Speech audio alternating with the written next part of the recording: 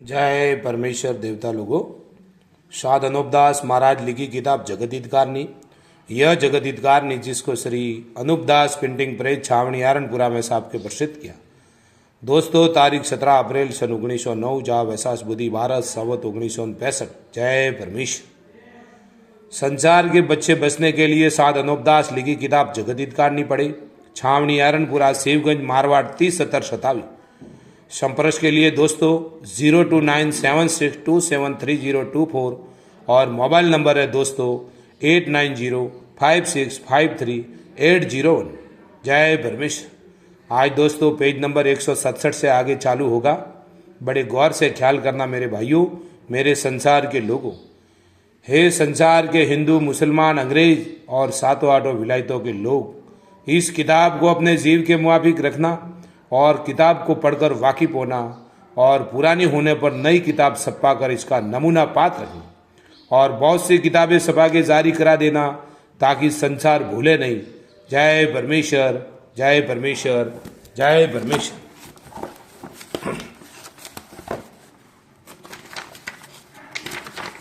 Page number 167 से आगे बढ़ रहा हूँ। बड़े गौर से ख्याल करना मेरे भाइयों, मेरे संसार के लोगों। जय परमेश्वर। सो इसकी वजह तो इन बनियों से दरियापत करे कि कई बनियों के घर में जादू तो नहीं, परंतु इन बातों का ख्याल तो बिल्कुल नहीं किया। जिसकी वजह यह है कि जिस विलायत के राजा बादशाह को हिंदुस्तान में लाते हैं तो पहले उनकी अकल अपने जादू के जुल्म से भ्रष्ट कर देते, जिससे वो आने वाले विलायत के लोग कुछ नहीं सोच सकते हैं और सोचे भी तो राक्षसी पाप के सबब से उन्हों को फिर उल्टा ही सूझता है। परंतु ये बनिए विलायत के आने वालों को शख्सों की बुद्धि इस गरज से खराब कर देते हैं कि जब उनकी अकल खराब होगी तो हिंदू मुसलमान के लोगों को आपस में लड़ा करके मार देंगे और खुद बुद्धि भ्रष्ट होने के सबब से मर जाएंगे।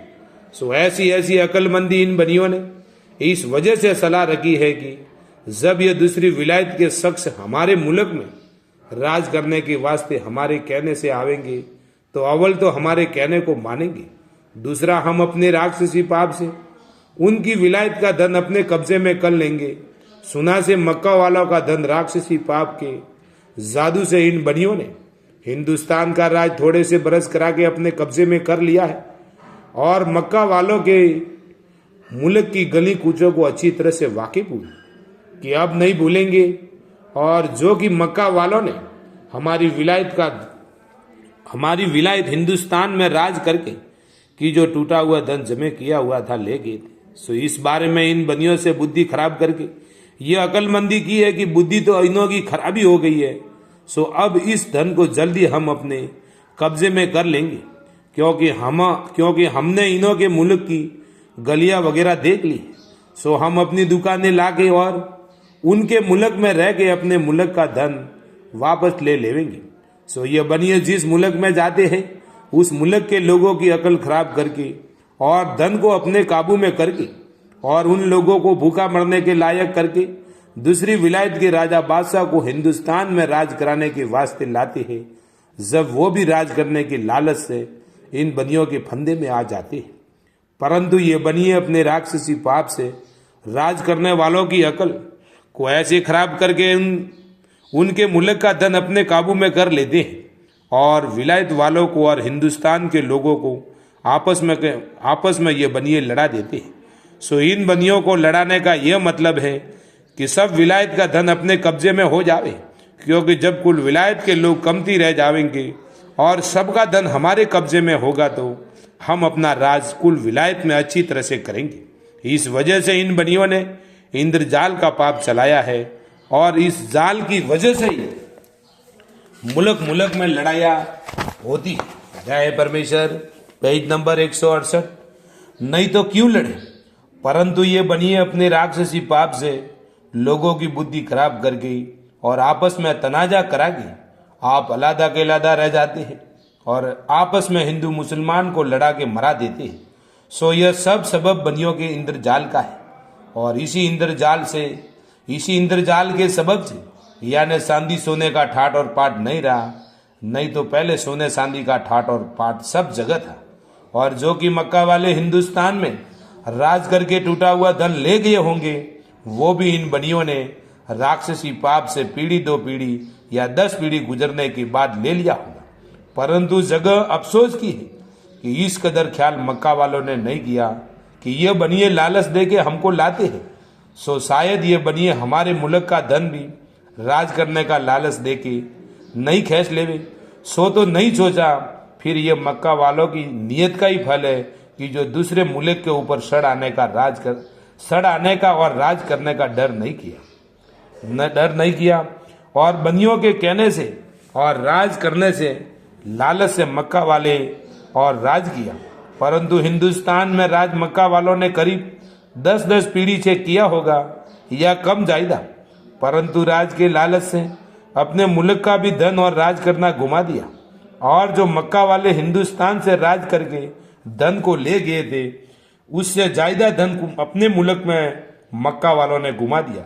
सो यह वजह लालच की है।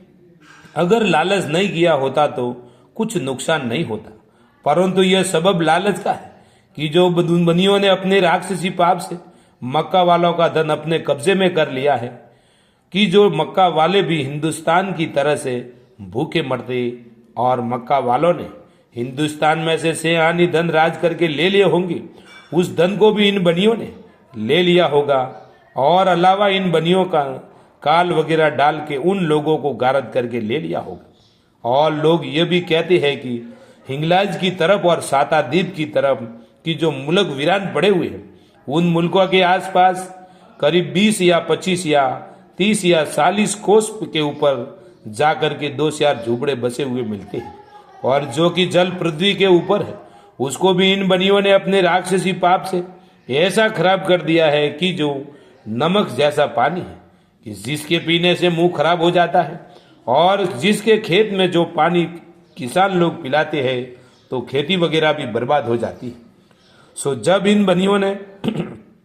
इन बनियों ने अपने राक्षसी पाप से जमीन माता को रोक करके कई मुल्कों का पानी खराब कर दिया है, जिसकी पहचान इस तरह से करनी चाहिए कि जिस तरह से आदमी का खून बीमारी के सबब से बिगड़ जाता है, इसी तरह से जमीन माता के शरीर का खून बिगड़ गया है, जिससे कुआं वगैरह में पानी नहीं रहा है और न निकलता है। Page number 169। और बहुत से मुल्कों में पानी 12-12 कोस के ऊपर या 30 या 40 कोस के ऊपर मीठा पानी मिलता है। सो वो पानी बेरों में 70 या 80 पुरुष की गहराई पे जाके निकलता है।